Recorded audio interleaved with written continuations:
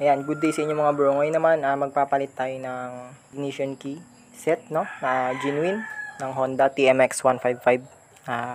Ito contact point to. Oh, ayan. Kasama na yung gas tank cover, yung lock sa steering, tsaka yung pinaka ignition switch natin.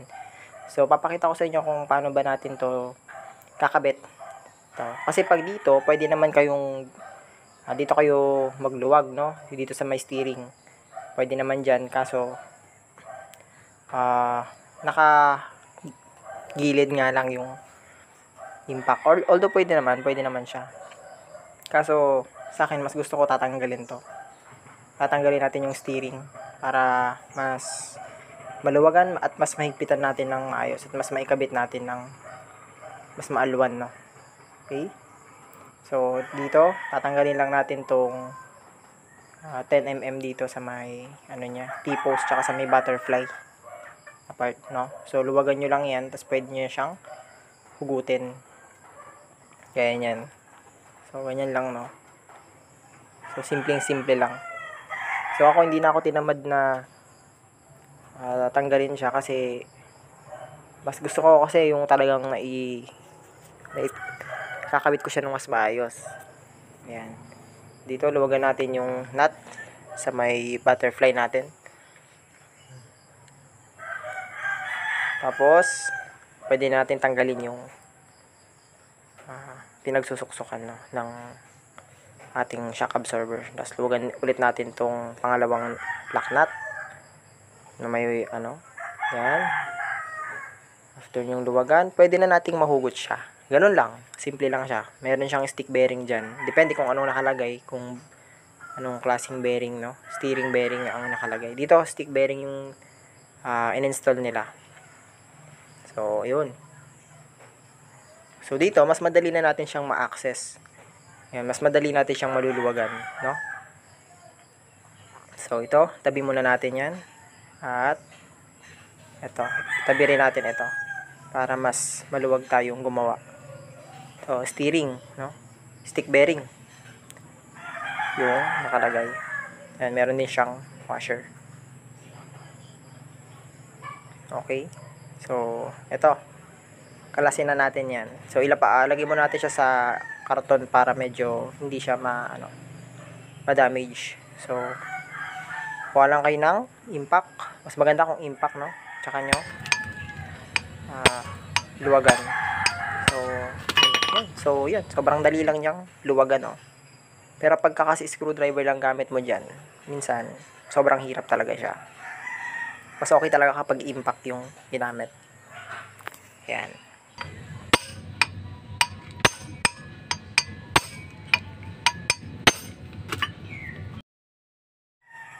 Kita nyo? 3 pukpuk lang. Kalas na siya agad. Yan. So, pwede natin siyang tanggalin. Yun, no? So, ayan. Suggest ko lang, no, pag may budget naman kayo, mas okay na din na bumili kayo ng genuine na ignition set kaysa bumili na kayo ng mga replacement na okay din naman yun. Ayan, linisin na lang din natin siya.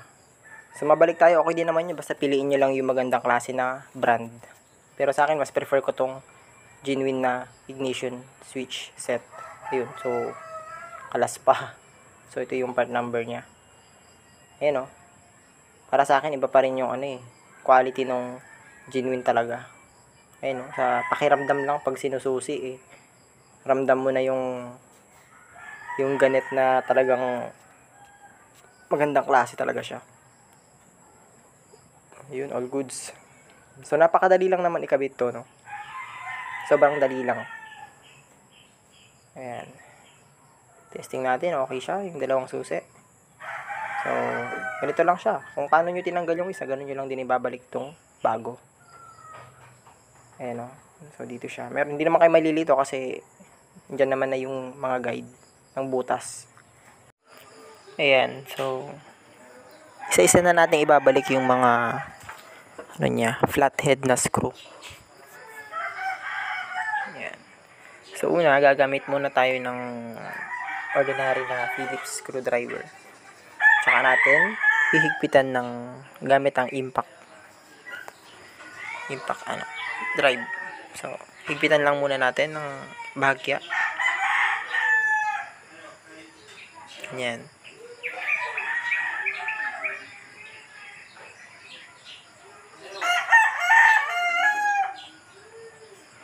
Yan, matapos niyan, pwede na natin siyang gamitan ng pang finale. Yung pinang baklas natin kanina, yun lang din yung gagamitin natin pang higpit para hindi siya uuga-uga. Yan. Ayan. Ayan. Okay na yan. Testing na natin kung gumagana na. Ayun, so okay naman na. Yan, so testing na natin to sa mismong steering, no?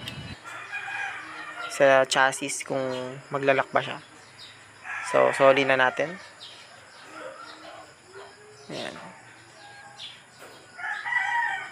So, ilagay muna natin yung kanyang lower, washer. Tsaka yung kanyang lower stick bearing. So, matapos nyan, pwede natin ilagay. Pero, tatanggalin ko lang din to, no? Hindi ko lang siya nalagyan ng grasa. Pero, pag ibabalik ko na talaga siya, dun ko na lang siya lalagyan ng maraming grasa. So, dito for demo purpose lang naman. Ayan, pwede natin ilagay yung pinakalock sa taas. Ayan.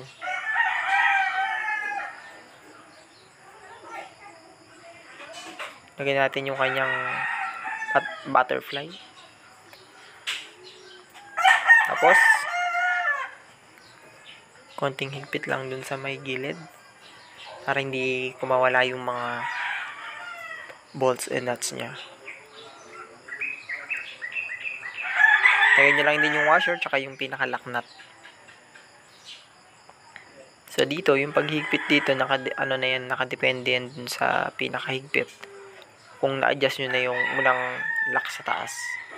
Kung hindi ba siya maganit ikabig. Kung okay na, hindi naman kailangan sobrang higpit nun. Dito na kayo magpa-final higpit. So ito na yung bagong Honda na genuine ignition key natin. Yan. So, okay naman na yung higpit niya. Pero kakalasin ko lang din yan mamaya. Ayun. Naglalak naman siya. So, okay na, oh. Ayun. Lock natin. Ayan. Okay na siya. No? Doon naman tayo sa susian. Doon sa taas. Ayan. So, ito yung pinaka-ignition cover. Ito yung ignition switch natin. So, sobrang dali lang nito kasi isusok-sok nyo lang naman to. So, meron lang kayong guide na dapat na sundan dito. Itong gatla na yan. Ayan. Itong maliit na square. Square dyan. Dyan nyo lang itatapat yung pinaka-guide ng ignition key mismo. Ayan. So, paano ba yun? Ito. Hanapin nyo lang tong part na to. Ito. Yan. Yan yung tatama dapat doon. Ngayon sa paglalagay nito, medyo maganit ito. Pero makukuha naman sa tamang paglalagay.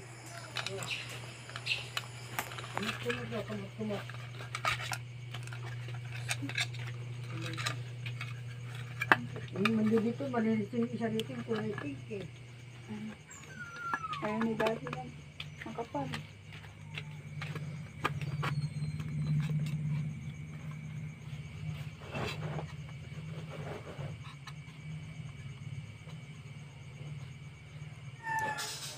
Ayan, basta siguraduhin nyo lang na nakatapat siya. Okay na yan.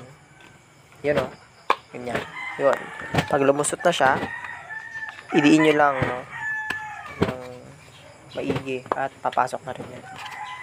Gaya nito. Wait lang. Kailangan kasi sentrong-sentro siya para madali na lang siya itulak. Ayan, gaya nito. Okay na yan.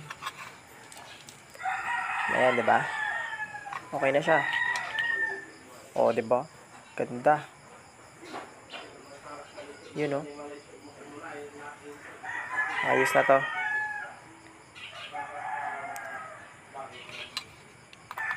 Bukan natin. Ayun, okay na.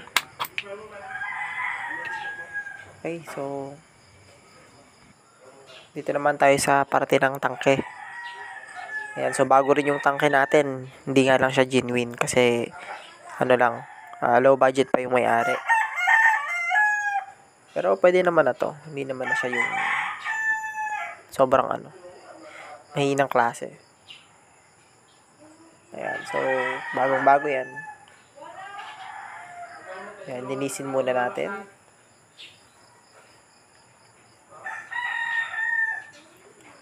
Ayan. After nating malinis, ayan, pwede nating ilagay yung takip ng fuel tank natin.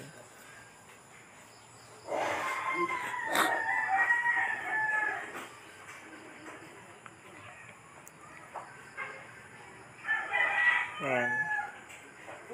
Ito yung fuel tank natin. Ayan. Pagkatapos niyan ay okay na, no? Nasususian naman na yan. Hindi ko na lang napakita sa video.